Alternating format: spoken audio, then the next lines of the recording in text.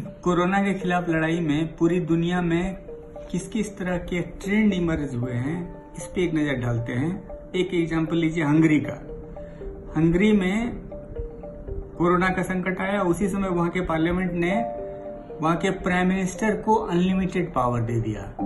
Basically अब कोई checks and balances नहीं है, पार्लियामेंट का कोई कंट्रोल नहीं है, कोई प्राइम मिनिस्टर की कोई अकाउंटेबिलिटी नहीं है। मतलब कि डेमोक्रेटिक सेटअप में वो बादशाह हो गए हैं। इसका ठीक कंट्रास्ट हमको न्यूजीलैंड में देखने को मिला। न्यूजीलैंड में कोरोना से लड़ने के लिए इमरजेंसी डिक्लेयर किया गया, लेकिन गवर्नमेंट निरंकुश ना हो जाए और बिना किसी चेक्स एंड बैलेंसेस के काम ना करे, इसी के लिए एक कमेटी बनी, 11 मेंबर की कमेटी, जिसको हेड कर रहे हैं वहां के लीडर ऑफ अपोजिशन। उसमें 6 मेंबर हैं अपोजिशन के मेंबर और 5 है रूलिंग पार्टी के। और वो जो है वीक में 3 दिन उस कमेटी की बैठक होती है, और वहां जो डिसीजन लिया जाता है वो गवर्नमेंट मोरलेस उसको ध्यान देती है और मानती है। उस कमेटी का पहला डिसीजन था कि न्यूजीलैंड में ज्यादा से ज्यादा टेस्ट हो। अब दोनों देखिए, हंगरी और न्यूजीलैंड के डिफरेंसेस का क्या असर हुआ। हंगरी का जो डेथ रेट है अवेलेबल डेटा के हिसाब से one of the highest in the world है। इसका मतलब कि वहां कोरोना पे कंट्रोल नहीं हो पाया। दूसरी तरफ न्यूजीलैंड के डेमोक्रेटिक सेटअप में देखते हैं, फिलहाल कोरोना फ्री कुछ देशों में न्यूजीलैंड भी है। एक और देश जिसने कोरोना के खिलाफ लड़ाई में कमाल का काम किया है, उसमें आप जर्मनी को काउंट कर सकते हैं। वहां की जो नेता है चांसलर एंजेला मर्केल, वो क्वांटम केमिस्ट्री में डॉक्टरेट हैं, और वो जब लॉकडाउन से कैसे निकला जाए इस पे जो उनका एक स्पीच था वो पूरी दुनिया में वायरल हुआ। लेकिन सबसे बड़ी खासियत जर्मनी की रही है कि कोरोना से लड़ाई में भी जर्मनी का जो डेथ रेट है, फर्टिलिटी रेट है, वो one of the lowest in the world है। उसके साथ साथ लोगों को कैसे राहत मिले, जॉब लॉसेस नहीं हो, इसीलिए सबसे इनोवेटिव तरीका जर्मनी ने ही एडॉप्ट किया है। बेसिकली वहां है क्या कि अगर कोई कंपनी बोल रही है कि हम अभी सैलरी देने की स्थिति में नहीं है, तो जर्मन गवर्नमेंट 2/3 सैलरी दे रही है ऐसे कर्मचारियों को। और एक स्टीमेट है कि 23 लाख कर्मचारी को इसका फायदा होगा और टोटल बिल आएगा 10 बिलियन यूरो।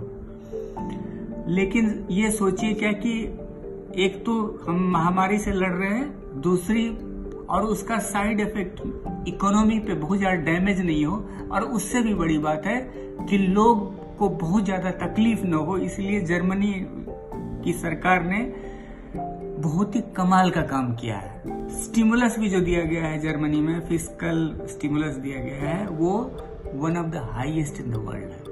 एक और एग्जाम्पल जिसको हम सबको गौर करना चाहिए वो है दक्षिण कोरिया का। हम सबको पता है कि कोरोना के खिलाफ लड़ाई में one of the most effective strategy Korea का ही रहा है।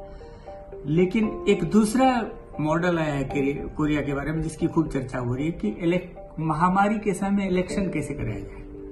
अब ये देखिए कि 47 ऐसे देश हैं पूरी दुनिया में जहां कोरोना के चलते किसी न किसी लेवल का चुनाव जो है पोस्टपोन कर दिया गया, लेकिन कोरिया में ऐसा नहीं हुआ। जबकि रूलिंग पार्टी के लिए, वहां के प्रेसिडेंट के लिए बहुत ही आसान था। एक तो कि उनकी पार्टी का अप्रूवल रेटिंग बहुत कम था, दूसरा कि इकोनॉमी स्लो डाउन हो रहा था और इसके चलते जॉब लॉसेस हो रहे थे, करप्शन का स्कैंडल की भी बात हो रही थी। कुल मिला के सारे बहाने थे, सारे एक्सक्यूजेस थे, उसका उपयोग करके वहां की सरकार इलेक्शन को टाल सकती थी, लेकिन कोरिया ने ऐसा नहीं किया। बेसिकली लोगों का मैंडेट जीतना, मतलब लोगों को एम्पावर करना, ये कोरिया का मतलब इस एक्शन से आप समझ सकते हैं कि लोगों का एम्पावरमेंट बहुत बड़ा उद्देश्य था। इसीलिए इस खराब कंडीशन में भी चुनाव कराए गए। इसके अलावा एक और एग्जांपल हम देखते हैं स्वीडन का। Sweden one of the few country है जहां की कोई लॉकडाउन नहीं हुआ। वहां बार्स, रेस्टोरेंट खुले हुए हैं, स्कूल खुले हुए हैं। लोगों को रिक्वेस्ट किया गया है कि आप सोशल डिस्टेंसिंग मेंटेन करें, जितना संभव हो घर से काम करें, लेकिन ये लोगों पे छोड़ दिया गया है कोई इन्फोर्स करने वाला, कोई स्ट्रिक्ट कानून के तहत ऐसा नहीं है कि इमरजेंसी लगा कि आप लॉकडाउन में ही रहिए। स्वीडन में डेथ रेट रिलेटिवली उस तरह के देशों में थोड़ा सा ज्यादा है, लेकिन नए रिसर्च के हिसाब से स्वीडन में बाकी जो डिजीजेस से मरने वाले की संख्या जो है इस दौरान बहुत कम है। इसका मतलब कि लॉकडाउन लॉकडाउन का तरीका भी आप ये नहीं कह सकते कि इफेक्टिव नहीं रहा। और WHO का कहना है कि लॉकडाउन से निकलने वाले जितने कंट्री हैं सबको स्वीडन के मॉडल को फॉलो करना चाहिए। इन सारे example Hungary, New Zealand, Germany, south Korea और स्वीडन से हम सबसे बड़ा टेक अवे क्या है? सबसे बड़ा टेक अवे ये है कि जिस किसी भी सरकार ने, जिस किसी भी लीडर ने लोगों को एम्पावर किया, डेमोक्रेटिक फोर्सेस को स्ट्रेंथन करने की कोशिश की, पीपल सेंट्रिक पॉलिसी बनाई, वो कोरोना के खिलाफ लड़ाई में इफेक्टिव दिख रही है। वह उन सारे देशों में कोरोना जो है कोरोना पेंडेमिक का जो कहर है वो कंट्रोल होता दिख रहा है।